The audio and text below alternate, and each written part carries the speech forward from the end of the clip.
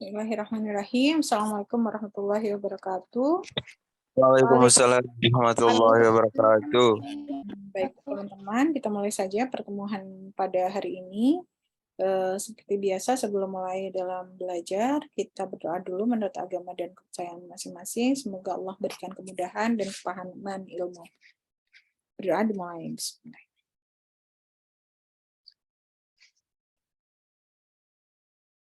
Amin. Selesai. Silahkan. Minta tolong di on cam dulu sebentar biar Bu Santi bisa SS untuk kehadiran.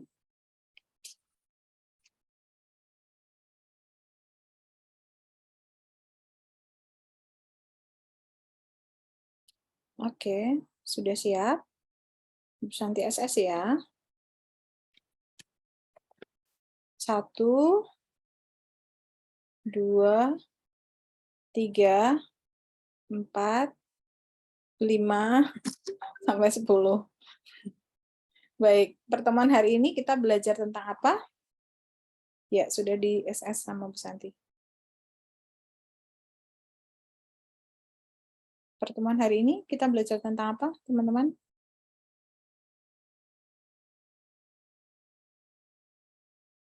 Belum baca RPP?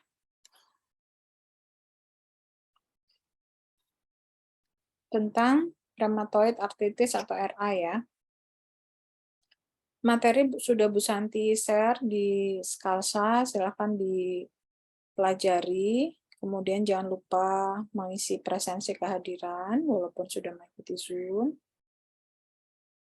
Sudah terlihat materi hari ini? Sudah, Ibu. Oke, baik. Rheumatoid arthritis atau RA adalah penyakit autoimun yang ditandai dengan inflamasi sistemik kronik dan progresif, di mana sendi merupakan target umum dan manifestasi klinis klasik rheumatoid arthritis adalah polyarthritis simetrik. Ya. Jadi nyeri sendi yang banyak di antara sendi-sendi biasanya pada ekstremitas atas dan bawah, tetapi selain itu juga beberapa sendi yang lain juga berdampak, begitu ya, tidak hanya di ekstremitas saja. Kriteria diagnosis menurut American College of Rheumatology tahun 1987, gejalanya yang pertama kaku di pagi hari. Nah, kaku pada sendi dan sekitarnya di pagi hari yang berlangsung dalam waktu minimal 1 jam sebelum perbaikan maksimal. Artritis pada 3 sendi atau lebih, minimal 3 sendi area, ini mengalami pembengkakan jaringan lunak atau efusi sendi, ya, bukan penulangan saja, yang diamati oleh dokter secara simultan. Ke-14 sendi yang mungkin terkena nyeri atau artritis adalah sendi PIP, sendi metakarpal, pergelangan tangan, siku, lutut, pergelangan kaki, dan sendi metatarsal, baik kiri maupun kanan. Kemudian artritis pada sendi tangan, ini minimal 1 area sendi mengalami pembengkakan pada pergelangan tangan, metakarpal, kemudian interfalang proksimal. Kemudian artritis simetrik, keterlibatan sendi secara bersamaan di area yang sama pada kedua sisi tubuh, yaitu artritis bilateral pada sendi interfalangeal, bagian proksimal, dan metakarpal atau metatarsal dapat diterima tanpa simetris absolut. Nah, pada pemeriksaan tersebut, ini diperlukan 4 dari 7 kriteria untuk mengklasifikasikan bahwa pasien ini mengalami artritis rheumatoid atau rheumatoid arthritis. Nah, pasien dengan 2 atau lebih diagnosis tidak dieksklusikan. Artinya kalau misalnya hanya mendapatkan 2 tanda-tanda saja, belum tentu juga tidak rheumatoid arthritis. Artinya tetap diobservasi lebih lanjut, gitu ya. Kemudian, manifestasi klinis pada gejala artikular, yaitu poliartritis, sendi yang terlibat pada umumnya simetris, meskipun pada presentasi awal bisa tidak simetris, yaitu terjadinya kaku pada pagi hari lebih dari 1 jam, artritis erosif, deformitas one neck finger, dan deformitas buntu nir. Nah, sendi yang terlibat yaitu metakarpofalangeal, yaitu 85%, pergelangan tangan 80%, interfalang proksimal 75%, lutut 75%, metatarsal falangeal 75%, pergelangan kaki 75%, bahu 60%, midfoot, tarsus atau pertengahan pada telapak kaki ya 60%, kemudian panggul 50%, siku 50%, akromioklavikular. Nah, berada di klavikula ya, itu 50%, vertebra cervical bagian tulang belakang bagian ekor itu 40%, tempora mandibular ya, bagian mandibula atau tulang pipi itu 30%, sternoklavikular 30%. Kemudian gejala ekstra artikuler yaitu konstitusional bisa mengalami demam, anoreksia, kelelahan, dan kelemahan. Kemudian nodul rheumatoid, lokasi paling sering terjadi pada bagian siku, mata bisa konjungtivitis dan sklertisis dan epikleritis. Kardiovaskuler bisa mengalami perikarditis dan efusi perikardial. Paru bisa mengalami efusi pleura dan interstisial fibrosis. Kemudian pada hematologi bisa mengalami anemia, penyakit kronik, dan eosinofilia. Kemudian ginjal bisa mengalami amyloidosis dan glomerulus. Stadium rheumatoid arthritis, di sini ada stadium sinovitis, yaitu perubahan dini pada jaringan sinovial yang ditandai dengan hiperemis dan udim karena kongesti, kemudian nyeri saat bergerak dan istirahat, juga bengkak dan kaku. Kemudian stadium destruktif, terjadi kerusakan sinovial, juga terjadi kerusakan pada jaringan sekitarnya. Stadium deformitas, terjadi perubahan secara progresif dan berulang, kemudian deformitas dan gangguan fungsi sendi yang menetap. Nah, ini basic pengetahuan anatomi pada bagian sendi ya. Di sini ada kartilagohialin, kemudian ada ligamen kapsuler ya, ada membran sinovial, ada cairan sinovial dan struktur ekstra kapsuler tendon atau otot. Nah, ini penampangan yang lebih umum. Kemudian macam sendi berdasarkan pergerakannya, ini ada sinartosis, tidak dapat digerakkan, kemudian diartosis dapat digerakkan seperti sendi luncur, sendi pelana, ya, sendi putar, sendi engsel. Nah, ini sebenarnya mengulang kembali kuliah anatomi di semester 1. Kemudian macam-macam sendi berdasarkan ukuran, ada sendi besar seperti lutut, siku, pergelangan kaki, sendi kecil seperti interfalang proksimal, metakarfalangeal, kemudian metatarsal falangeal, dan interfalangeal distal. Kemudian untuk imunologi, sifat dan fungsi limfosit T, di sini limfosit T tidak dapat mengenali epitop secara langsung, ya. Aktivasi limfosit T membutuhkan molekul penyaji epitop yang dimiliki oleh sel penyaji. Kemudian limfosit TH1 mengenali epitop yang disajikan oleh MHC kelas 2. Kemudian limfosit TH2 mengenali epitop yang disajikan oleh MHC kelas 2. Sedangkan limfosit TC mengenali epitop yang disajikan oleh MHC kelas 1. Etiologinya multifaktorial karena mengalami reaksi autoimun. Kemudian faktor resikonya bisa jenis kelamin ya, walaupun banyak penelitian menyebutkan bahwa ternyata faktor resikonya itu lebih besar pada perempuan ya, 3:1. Jadi kalau misalnya ada 4 yang mengalami rheumatoid arthritis, 3 diantaranya perempuan dan 1 diantaranya adalah laki-laki. Kemudian riwayat keluarga yang menderita rheumatoid arthritis, usia biasanya pada usia di atas 46 tahun atau sudah memasuki usia lansia tahap awal ya. Paparan salisilat dan merokok, konsumsi kopi lebih dari 3 cangkir sehari. Nah, ini pecinta kopi, hati-hati. Kemudian makanan tinggi vitamin D, konsumsi teh berhubungan dengan penurunan resiko. Kemudian faktor predisposisi. Nah, predisposisi ini ada genetik ya, kemudian faktor presipitasi atau yang mempercepat terjadinya rheumatoid arthritis, yaitu infeksi dan beberapa virus, bakteri yang diduga sebagai agen penyebab, yaitu contohnya agen infeksi Mycoplasma, yaitu infeksi sinovial langsung super antigen. Kemudian parvovirus B19 infeksi sinovial langsung, retrovirus infeksi sinovial langsung, enteric bacteria kemiripan molekul, mikrobakteria kemiripan molekul, Epstein-Barr virus kemiripan molekul, dan bakteria cell walls aktivasi makrofag. Kemudian ini adalah bagan patofisiologi dari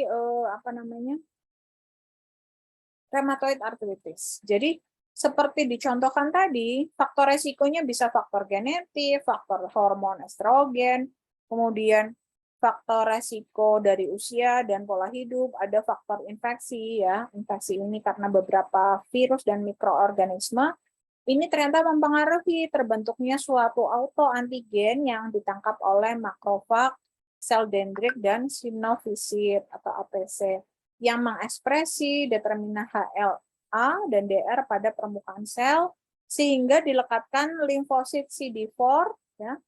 Kemudian mengaktifasi sel TH. Nah, sel TH ini menghasilkan dan membentuk kompleks antibodi seperti imunoglobulin G, imunoglobulin M, dan RF. Kemudian merangsang sel limfosit B oleh sel plasma sehingga terbentuk kompleks AG dan AB di dalam ruang sendi. Maka terjadi pengendapan AG-AB pada jaringan sinovial, mengakibatkan aktivasi komplement di kompleks AG-AB.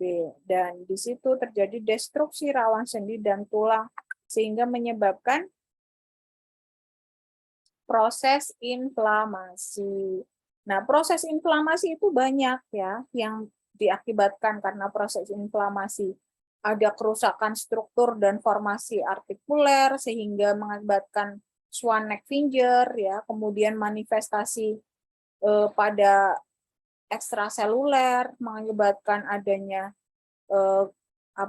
masalah di kulit, mata ya, kemudian paru, ginjal ya, kemudian ada manifestasi klinik artikuler, kemudian tanda inflamasi, pengeluaran TNF, dan pengeluaran INF. Gitu.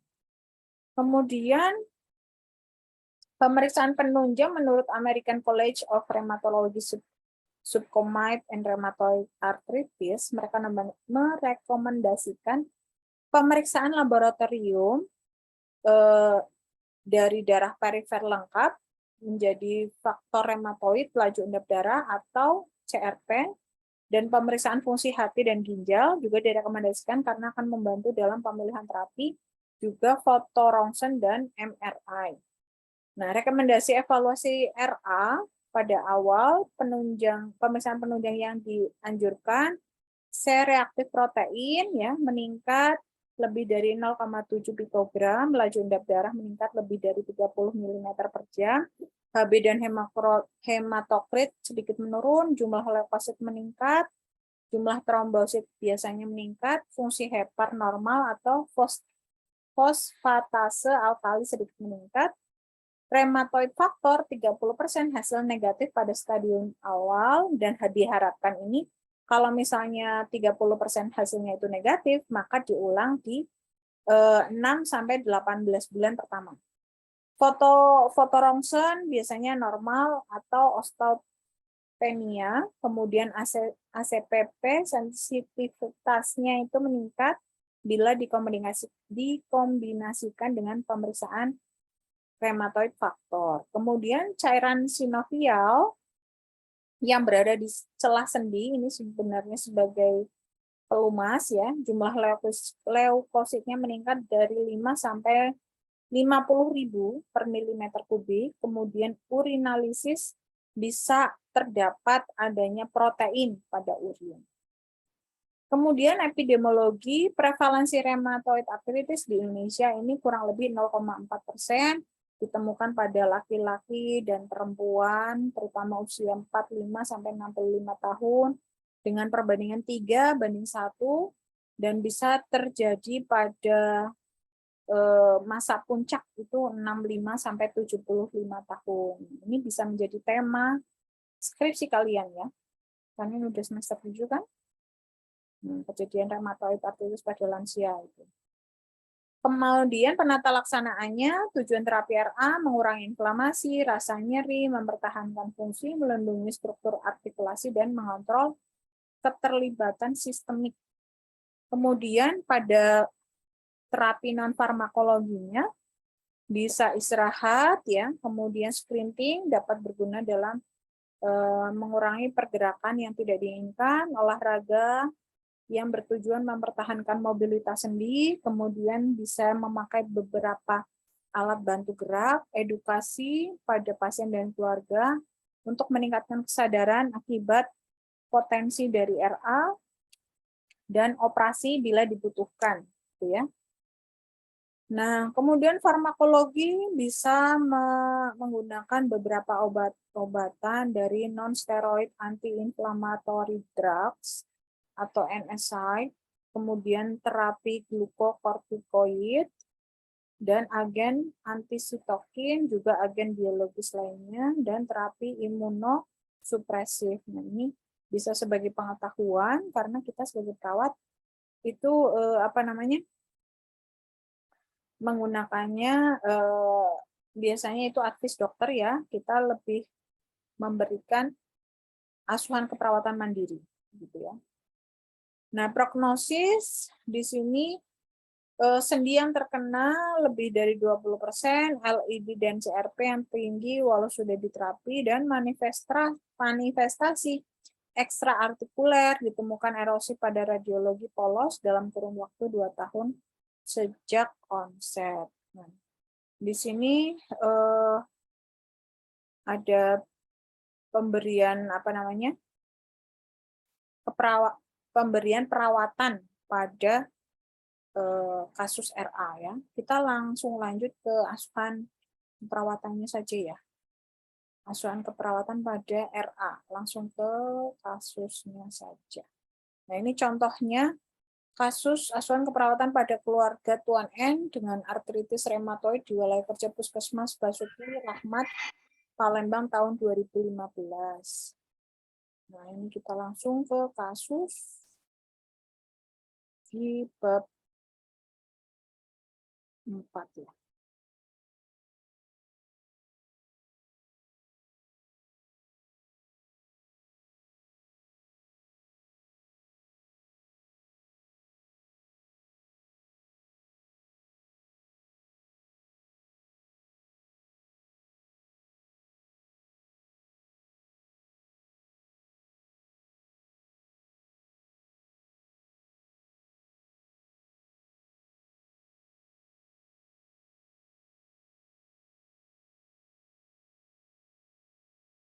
Oke, ini. Jadi yang pertama adalah dari pengkajian. Pengkajian di sini dilihat data umum ya dari keluarga, kemudian tipe keluarga, suku, agama, riwayat dan tahap perkembangan keluarga. Kemudian riwayat keluarga inti dari penyakit dan riwayat keluarga sebelumnya. Pengkajian lingkungan dari karakteristik rumah, mobilitas geografis, dan struktur keluarga, juga fungsi keluarga. Nah, fungsi reproduksi, fungsi ekonomi, stres dan coping, dan ini pemeriksaan fisik ya.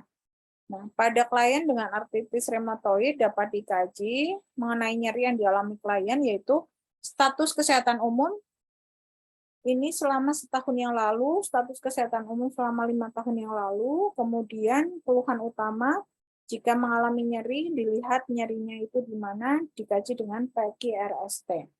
Provokatif, pemicu nyeri, kualitas nyeri, region, daerah mana, severity scale, skala nyeri, dan timing, waktu terjadi nyeri, misalnya pagi, siang, malam, atau ketiganya. Kemudian harapan keluarga, di sini dikaji, tanyakan harapan keluarga terhadap kesehatan yang ada di anggota keluarga tersebut. Kemudian perumusan diagnosis keperawatan keluarga. Nah, di sini dilihat PES-nya, problem atau masalah yang mungkin muncul pada penderita artritis reumatoid, etiologinya, penyebab dari diagnosa keperawatan pada asuhan keperawatan keluarga berfokus pada 5 tugas kesehatan keluarga, yaitu mengenal masalah kesehatan, mengambil keputusan yang tepat, merawat anggota keluarga yang sakit, modifikasi lingkungan, dan memanfaatkan fasilitas pelayanan kesehatan. Nah, ini fokusnya. Kemudian sign atau tanda dan gejala yang didapatkan dari hasil pengkajian. Kemudian menentukan prioritas masalah dari diagnosis aktual, terjadi defisit atau gangguan kesehatan dari hasil pengkajian, didapatkan data mengenai tanda gejala dari gangguan kesehatan, di mana masalah kesehatan ini dialami, memerlukan bantuan untuk segera ditangani dengan cepat. Kemudian diagnosis resiko tinggi, itu ancaman kesehatan. Ya. Kemudian diagnosis potensial adalah keadaan sejahtera atau wellness, suatu keadaan jika keluarga dalam keadaan sejahtera, kesehatan keluarga dapat ditingkatkan. Nah, ini scoring masalah keperawatan dari yang dikaji, ya. Mulai dari sifat masalah, tidak atau kurang sehat, ancaman kesehatan, krisis atau keadaan sejahtera, kemungkinan masalah dapat diubah dengan mudah, hanya sebagian tidak dapat. Nah, ini langsung dilihat skornya berapa dan diisi ya. Kemudian potensial masalah untuk dicegah tinggi, cukup dan rendah. Kemudian menonjolnya masalah, ada masalah berat, harus segera ditangani, ada masalah tetapi tidak perlu segera ditangani, dan masalah tidak dirasakan. Nah, proses scoringnya ada skor kali bobot bagi angka tertinggi. Nah, jumlahkan skor untuk semua kriteria. Skor tertinggi adalah 5 sama dengan seluruh bobot. Nah, diagnosa keperawatan yang bisa muncul pada keluarga dengan artritis reumatoid, yaitu nyeri akut atau kronis berhubungan dengan ketidakmampuan keluarga dalam merawat anggota keluarga yang sakit, kemudian gangguan mobilitas fisik akibat penurunan kekuatan otot, penderita AR, kemudian berhubungan dengan ketidakmampuan keluarga dalam merawat anggota keluarga yang sakit, resiko cedera akibat penurunan fungsi motorik pada penderita artritis reumatoid, berhubungan dengan ketidakmampuan keluarga dalam merawat anggota keluarga yang sakit, kurangnya pengetahuan keluarga tentang penyakit RA, berhubungan dengan ketidakmampuan keluarga mengenal masalah kesehatan, gangguan citra tubuh, defisit perawatan diri, dan ansietas berhubungan dengan ketidakmampuan keluarga mengenal masalah kesehatan. Nah, perencanaannya berikut ini. Perencanaan keperawatan keluarga bisa terdiri dari tujuan, rencana intervensi, serta rencana evaluasi. Ya. Nah, perumusan tujuan dilakukan secara spesifik dan dapat diukur, kemudian dapat dicapai, dan juga rasional dan menunjukkan waktu atau SMART. Kemudian klasifikasi intervensi dari suplemental, perawat memberikan perawatan langsung pada keluarga, kemudian intervensi fasilitas, perawat membantu mengatasi hambatan yang dimiliki keluarga, kemudian intervensi development, perawat melakukan tindakan dengan tujuan peningkatan dan memperbaiki kapasitas keluarga. Nah, implementasinya diantaranya merangsang kesadaran atau penerimaan keluarga mengenai masalah kesehatan, membantu keluarga memutuskan cara perawatan yang tepat, memberikan kepercayaan diri dalam merawat anggota keluarga yang sakit, membantu keluarga untuk modifikasi lingkungan menjadi sehat, dan memberi motivasi keluarga untuk memanfaatkan fasilitas kesehatan yang ada. Itu kemudian ada faktor penyulit yang mungkin terjadi, ini bisa dibaca. Untuk evaluasinya, ada evaluasi kuantitatif dan kualitatif. Kuantitatif ini dilaksanakan dalam kuantitas jumlah pelayanan atau kegiatan yang dikerjakan, dan kualitatif evaluasi mutu yang dapat difokuskan pada salah satu dari 3 dimensi yang saling terkait. Nah, di sini dilaksanakan evaluasi dengan pendekatan SOAP, subjektif, objektif, analisa, dan planning. Nah, subjeknya hal yang dikemukakan oleh keluarga secara subjektif setelah dilakukan intervensi keperawatan. Misalnya, sudah paham dengan pengertian apa itu rheumatoid arthritis, sudah memahami bagaimana cara membuat lingkungan yang aman ya untuk penderita RA begitu ya. Kemudian objektif, hal yang ditemui oleh perawat secara objektif setelah dilakukan intervensi keperawatan. Ya, jadi dilakukan pengecekan bagaimana lingkungan rumahnya, apakah sudah lebih aman, nyaman, bersih ya. Kemudian sudah melakukan apa terhadap keluarga yang mengalami rheumatoid arthritis, misalnya membawa keluarga ke pelayanan kesehatan, misalnya puskesmas gitu ya. Kemudian A, analisa dari hasil yang telah dicapai dengan mengacu pada tujuan terkait dengan diagnosis. P, perencanaan yang akan datang setelah melihat respon dari keluarga pada tahap evaluasi. Nah, itu materi dari Bu Santi. Silakan kalau ada yang mau ditanyakan mengenai RA.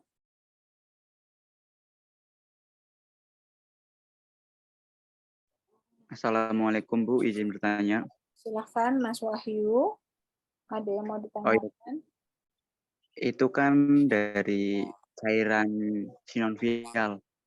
Itu diproduksi maksudnya dari tubuh secara langsung atau gimana Bu? Iya, terima kasih pertanyaannya. Sebelum Bu Santi jawab, silakan kalau ada yang mau menjawab terlebih dahulu.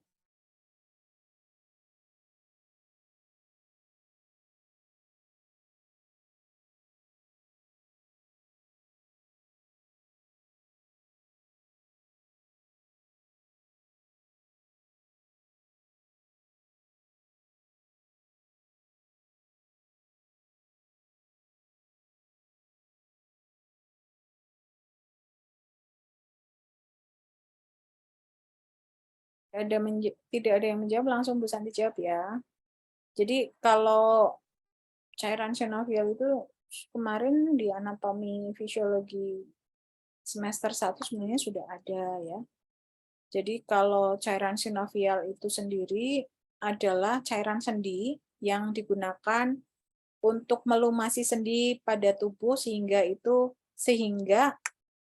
mudah untuk bergerak. Jadi tubuh kita itu hampir mirip dengan mesin pada motor atau mobil begitu ya. Kalau motor sama mobil itu bisa ditambahkan oli ya setiap sekian jangka waktu tertentu supaya mesinnya tidak aus dan awet gitu ya. Itu hampir mirip fungsi oli itu sama dengan sinovial. Fungsinya itu untuk membantu pergerakan pada sendi gitu ya. Kalau lebih dalam lagi cairan sinovial ini tadi dibentuk oleh apa? Dibentuk dari ultrafiltrasi dari serum ya, yang dibentuk oleh sel-sel membran dari sinovial. Nah, cairan itu didapatkan dari situ. Begitu Mas Wahyu. Oh iya Bu, terima kasih Bu. Sama-sama.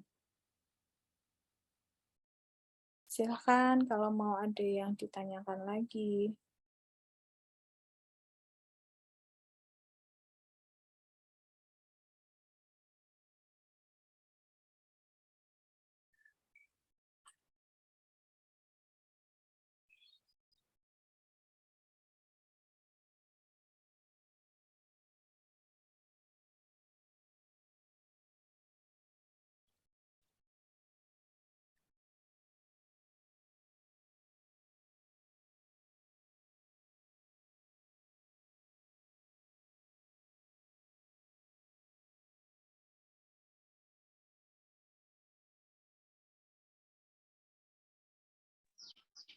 Mungkin menyusul Bu pertanyaannya.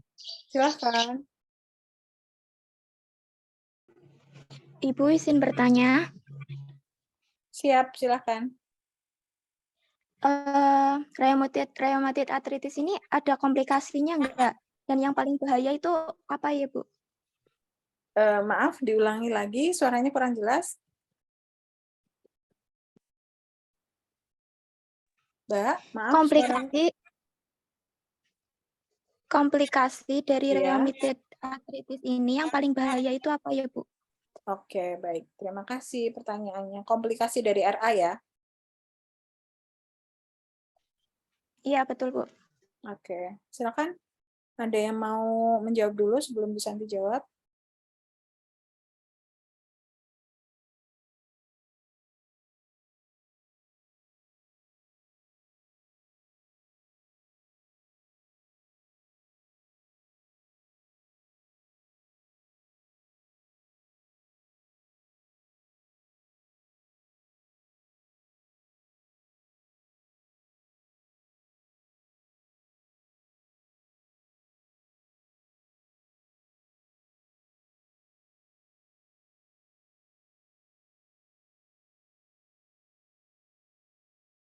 Silakan, ada yang mau menjawab sebelum Bu Santi jawab? Bu, saya izin menjawab, Bu. Iya, silakan. Siapa? Farid Gani, Bu. Silakan. Oke, untuk komplikasinya sendiri dari rheumatoid arthritis, itu yang pertama itu bisa di peradangan mata, Bu. Terus yang kedua itu penyakit paru. Terus yang selanjutnya masalah jantung, masalah osteoporosis ya, berhubungan dengan tulang juga itu kan. Terus ada juga, oh iya, mudah terkena infeksi juga, Bu. Mungkin seperti itu saja. Untuk penjelasannya, karena saya melihat dari pengalaman-pengalaman di lapangan, tidak bisa terprediksi. Ya, terima kasih. Baik, terima kasih. Pertanyaan dari Mbak siapa tadi ya? Inasa, Bu. Inasa, ya. Mbak Inasa sebenarnya tadi yang Mbak Inasa tanyakan itu sudah ada di materi Bu Santi, ya. Jawabannya di sini. Nah, jadi di patofisiologinya di sini bisa digambarkan, dilihat bahwa terjadinya inflamasi ini bisa berakibat pada ini tadi kulit, mata, ya, kemudian paru, ginjal, dan kardiovaskuler bahkan. Jadi beberapa hal itu bisa dilihat melalui apa? Ya, melalui dari pemeriksaan objektif, ya, objektif dan subjektif. Pemeriksaan objektif yang dilakukan apa, Bu Santi? Yang tadi Bu Santi jelaskan, bisa melalui pemeriksaan fisik, kemudian pemeriksaan laboratorium, bahkan sampai dengan pemeriksaan rongsen dan MRI. Begitu,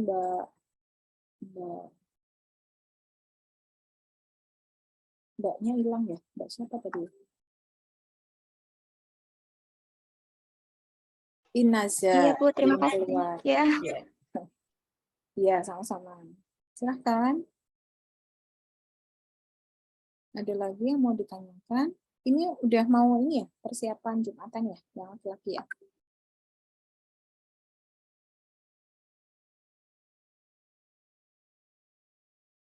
Ada yang mau ditanyakan lagi? Izin tanya, Bu. Iya, silakan Mas Farid. Mas Farid ini 2 Zoom-nya. 2 device ya, Bu. Soalnya kameranya mati. Kameranya mati, ini dua-duanya juga mati. Maksudnya apa bedanya? Ya. Silakan. Oke, Bu. Izin bertanya, Bu, untuk ini kan banyak keluhan ya untuk di masyarakatnya sendiri terkait rheumatoid arthritis ya. Kadang tuh lansia terutama itu mengeluh terutama di makanan.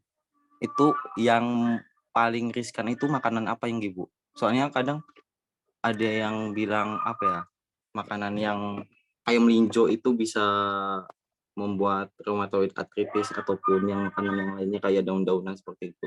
Nah, yang paling riskan itu apa, Bu, makanannya, Bu? Yang harus dihindari gitu, Bu. Terima kasih. Oke.